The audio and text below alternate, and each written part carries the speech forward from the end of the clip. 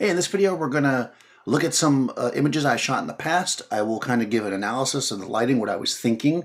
I'll kind of explain to you guys how I did it, what the thought process was, etc. And we'll talk about it a little bit. So these have been pretty popular, so I will just keep on doing them. We're going to look at an image of Alex today. Let's get to the screenshot right now so you guys can see. Okay, so this was shot a couple years back.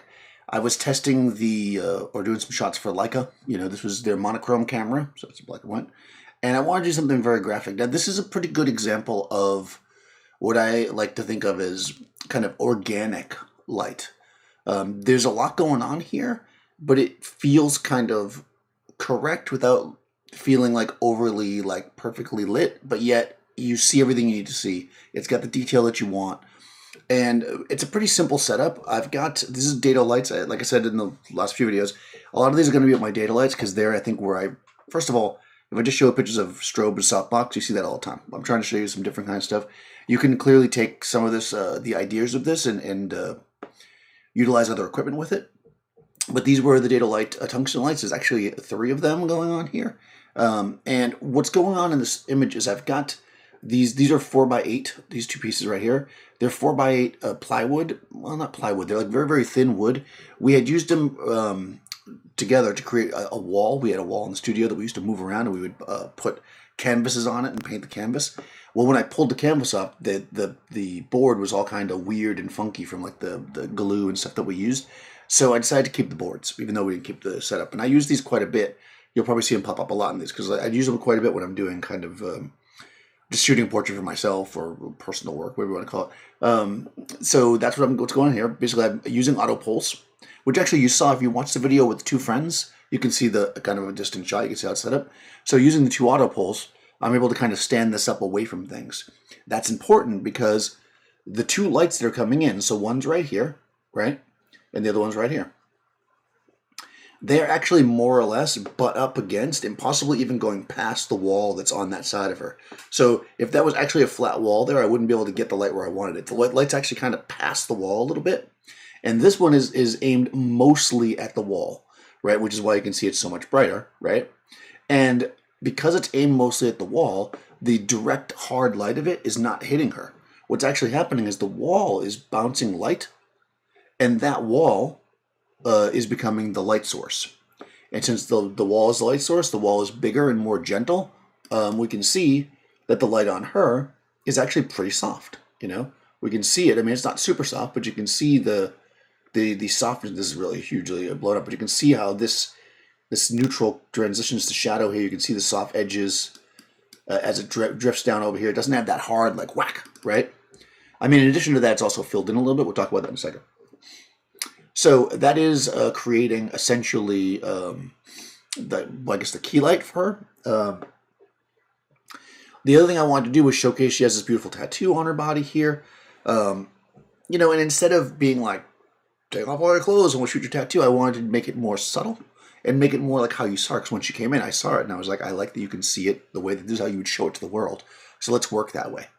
So, you know, with the subtle little kind of lifting of the shirt, we're able to kind of see the tattoo on her side here, you know, in great detail. You know, it's got this kind of grainy feel to it because I think I boosted the ISO up or possibly did it in post a little bit.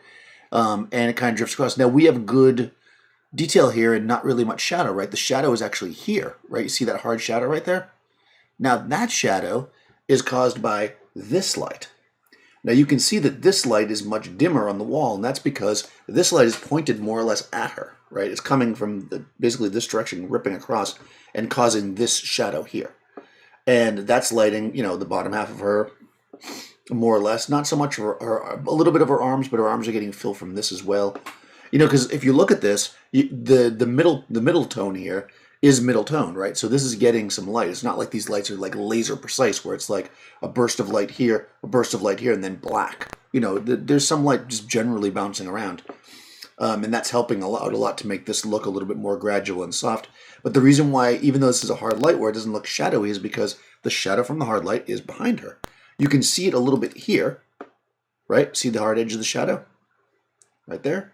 And I guess, I mean, it's hard to make up, but you can actually see it at the edge of her shirt, right? These are hard edge shadows here, right here. You see that?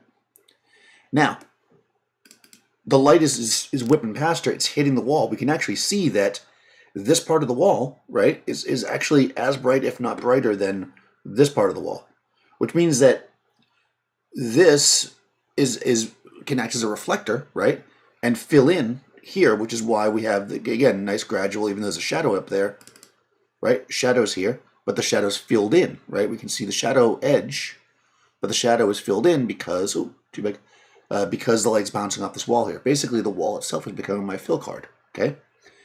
Now, there is a third light, as I mentioned. The third light is actually just directly overhead. It might not seem like it because I kind of put it, it's like right here in this corner. You know, it's a little softbox, that little data light softbox I use a lot. I kind of jammed it into the corner and raised it up a little bit.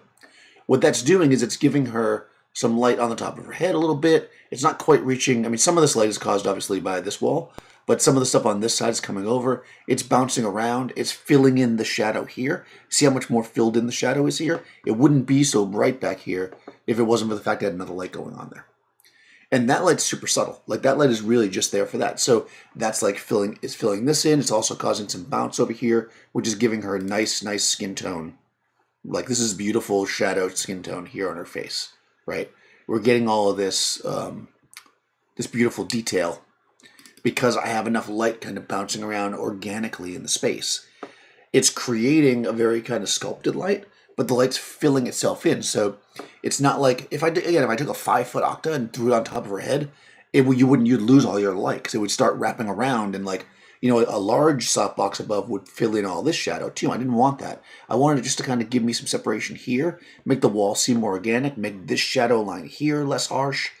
You know, this is basically what we're doing here. Because again, look at this. Here's a shadow, right? This is our you know, our highlight or whatever. This is our main exposure.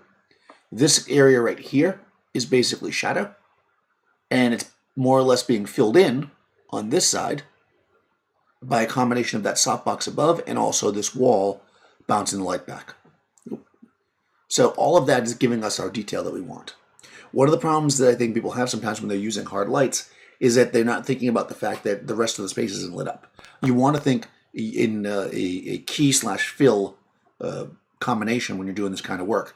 You're going to separate and carve her out with the lights, but you want to make sure you have enough fill light, whether it be from bounce or from an active fill, meaning another light, to balance everything out. And all these lights are on dimmers, and they're all tungsten lights. And even though I did not, it's black and white, so the actual color didn't make that much of a difference. It does affect it on some level, but not enough to really matter for this. I was able to adjust these down to the exacting exposure that I want. One of the issues that you might have if you use tungsten lights, which is why maybe, you know, if you've got the budget, I recommend you getting like the data light LEDs now, which are color shiftable, is that once you start dimming a tungsten light, especially down a decent amount, you're going to start getting really, really warm. And if you don't do them all that way, then you're going to have a shift in your color and your different lights. And this can be used creatively, but it is something that you have to think about. You know, so in this case, black and white, you don't have to worry about it. And there you go. That's like a nice portrait of Alex, nice and simple, right? I find that like when we do these kind of things, what we want to do is think about our subject, right? And how they should feel in the space to your emotional story, right, that you're trying to tell. What's going on? What do you want to show about them, right? Clearly, she's a beautiful woman. I'm showing the shape of her face. She has this beautiful tattoo that I want to show off. And we're able to do it in a way that creates a bit of a story, like something's going on there. It's got some mood, it's got some texture. And that's because I'm using multiple lights, lighting her in a very precise way that seems almost, I almost want to say the word messy, like it just seems like organic and not planned. But in fact, the reason why it looks that way is because it's very much planned. So yeah, this is the shot of Alex. So let me know if you guys like about this shot or don't like, I guess. Let me know if you are still enjoying the series. I'm working on a bunch of them. So I sit down and do a whole bunch of these at once because I'm at the computer. So you'll see a whole bunch of these come out in the next few weeks. Just, comment below. Let me know how you're liking it, if you want to see something different. If there's a shot that you've seen me do, I know I mentioned in the first one I was going to start putting them on Instagram for you guys to like vote on. I will do that eventually, but I've got to get my head straight around that. So in any case, if you haven't already, guys, go ahead and subscribe to the channel and ring the bell so you get all notifications. And I'll see you next time.